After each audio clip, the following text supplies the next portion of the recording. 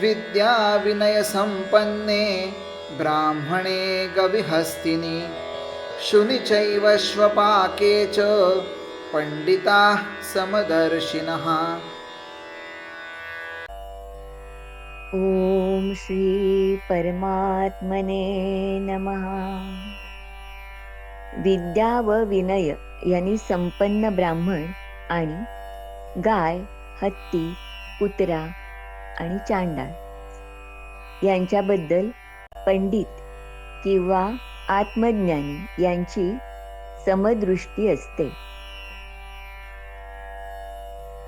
तद्बुद्धय तदात्मान तन्निष्ठा तत्परायण अशी व्यक्ती आत्मज्ञानी होते. ज्ञानाने त्याची सर्व पाप धुवून गेलेली असतात. अशा व्यक्तीला सर्वत्र ईश्वरच दिसू लागतो. अशा आत्मज्ञानी पुरुषाची दृष्टी ही समत्वाची असते. त्याच्या अंतरातील समत्व भाव हा कसा असतो ते भगवंत या श्लोकात सांगत आहेत. समत्व म्हणजे समबुद्धी आणि समदृष्टी. समबुद्धी ही वैयक्तिक असते तर समदृष्टी ही सामाजिक असते. म्हणून या श्लोकात समदर्शिनः हा शब्द वापरलेला आहे.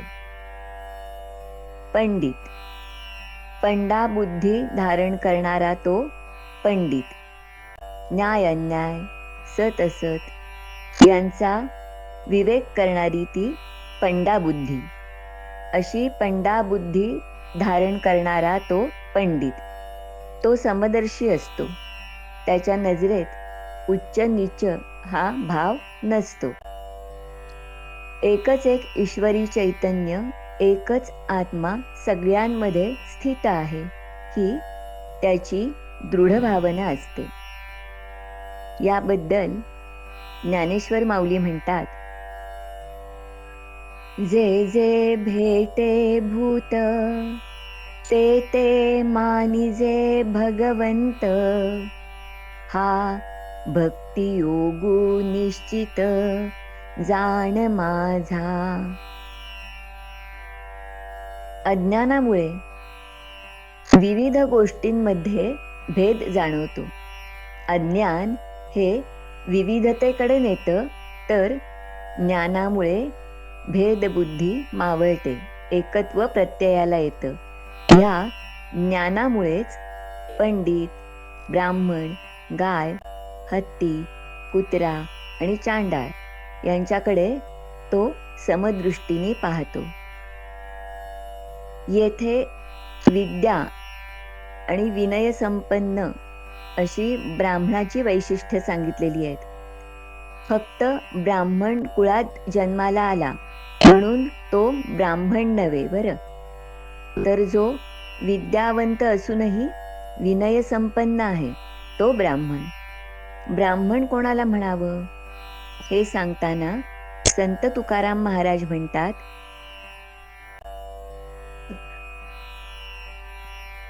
जासी आवडी हरिनाम तोची एक बहुशुची, जपतो हरिनाम बीज तोची वर्णा माझी द्विज.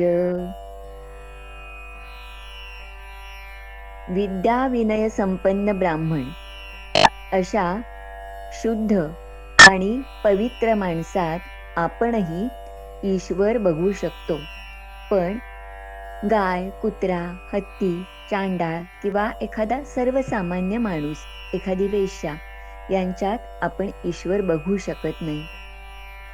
परंतु जे आत्मज्ञानी आहेत, संत आहेत आणि त्यामुळे समदर्शी आहेत, सर्व भूतेषु आत्मवत अशी ज्यांची धारणा आहे ते या सगळ्यांच्याकडे समदृष्टीने बघू शकतात बरं. म्हणूनच ब्रह्मरसाचे अधिकारी कोण कोण आहेत हे सांगताना तुकाराम महाराज म्हणतात,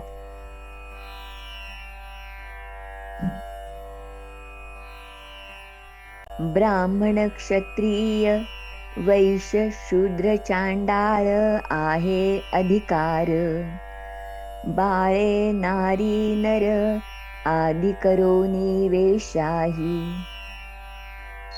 एकनाथ महाराजही असंच म्हणतात. श्वपच आणि ब्राह्मण अति भेदै विषमपण, आत्मदृष्टी पाहता जाण, दोघे समान चिद्रूप. भगवंताचा खरा भक्त कोण, खरी भक्ती, खरं ज्ञान कोणतं, हे सांगताना नाथ महाराज म्हणतात, स्वकर्म धर्म वर्णाचार करिताही निज व्यवहार, जासी सर्वभूती मदाकार, तो भक्त साचार प्रिय माझा. जासी सर्वभूती बुद्धी समान, तेची भक्ती तेची ज्ञान, तोची स्वानंद समाधान, सत्य सज्ञान मानिती. समर्थ रामदास तर भजन म्हणजे काय हे सांगताना म्हणतात, भेटो कोणी एक नर, धेड महार चांभार, त्याचे जाणावे अंतर, या नाव भजन. पंडितः समदर्शिनः, हे जरी खरं असलं तरी या श्लोकाचा खरा अर्थ नीट समजावून घेतला पाहिजे बरं. त्याची व्यावहारिक बाजूही बघितली पाहिजे. त्यासाठी विवेक आवश्यक आहे. समर्थ म्हणतात, मनुष्य आणि गधडे, राजहंस आणि कोंबडे, राजे आणि माकडे एक कैसी. या बाबतीत दासगणू महाराज म्हणतात की ब्राह्मण आणि पशुला समान मानणे हा सिद्धांत झाला, म्हणून काया दोघाला खायला गवत घालावे. म्हणून व्यावहारिक भेद लक्षात घेऊनच वागलं पाहिजे बरं. अशा वेळी कसं वागायचं हे शंकराचार्य आपल्याला सांगतात. भावाद्वैतम सदा कुर्यात, क्रियाद्वैतम कुत्रचित. भावनेचं अद्वैत हवं, आंतरिक रूपाने सगळ्यांना समान मानलं पाहिजे. पण दैनंदिन जीवनात जी भिन्नता आहे ना ती समजून स्वीकारली पाहिजे. उदाहरणार्थ, दया करणे जे पुत्रासी, तेची दासा आणि दासी. यात आपण आपल्या मुलांशी जसं आत्मीयतेने वागतो, त्यांची काळजी घेतो, तशीच काळजी दासदासींची घ्यावी, असंच तुकाराम महाराजांना अभिप्रेत आहे. सगळ्यांवर दया करणं हे चांगलंच, पण तुकाराम महाराज म्हणतात तेही योग्यच आहे. दया तिचे नाव, भूतांचे पालन, आणि निर्दालन कंटकांचे. दुष्टांचं निर्दालन म्हणजे सज्जनांचं पालनच. संत भगवंत हे आईच्या वात्सल्याने वागतात. ते सर्वसामान्यांचं रक्षण करतात आणि राक्षसांचा संहारही करतात. स्वामी विवेकानंद म्हणतात की आधुनिक युगात आपण वेदांतालाच आपला ध्रुवतारा मानूया. ज्यात समदर्शित्व असेल अशा नवसमाजाची निर्मिती करूया. अन्न, वस्त्र, निवारा या मूलभूत गरजा भागवण्यासाठी आवश्यक गोष्टी ज्यांच्याकडे नाहीत त्यांना त्या गोष्टी आपण पुरवल्या पाहिजेत. त्या देताना धर्म, जात, पंथ, वर्ण हे बघता कामा नये.